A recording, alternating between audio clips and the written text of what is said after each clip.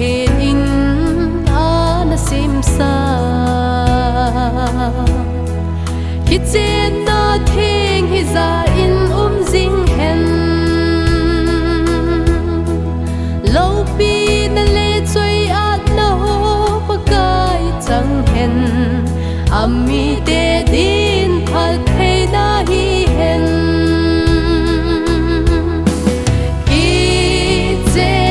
ki chen na the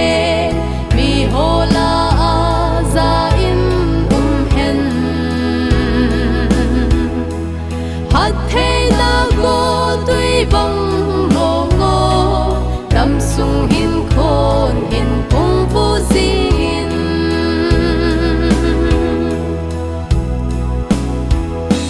na dam sung kum ko hon zong hung so then lang ga pha tam pi hin sep do hon no na in sung a pathin chu lo pi sing hen lang phat thei na cham kim na bo sing hon hen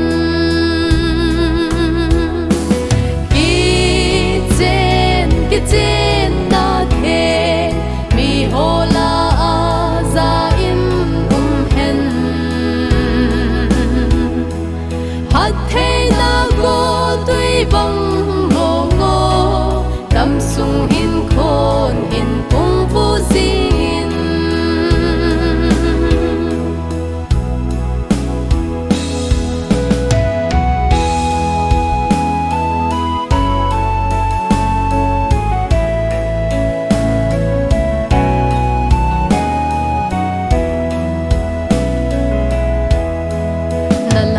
gilga olive thing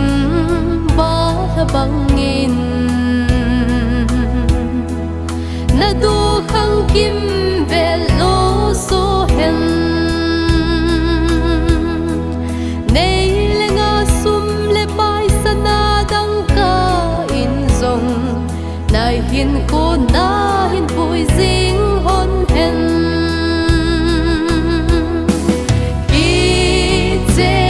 ki chen na the mi hola za in hen hat thei na go tui bang mo ngo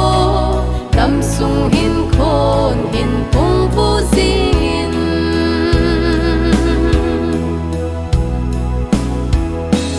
Christian in sung nom ta hin sem do hon nin hasat gen thei nin ki ngai lu in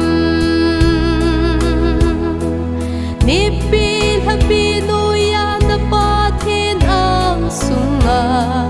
na ki dep na hon tu de sing in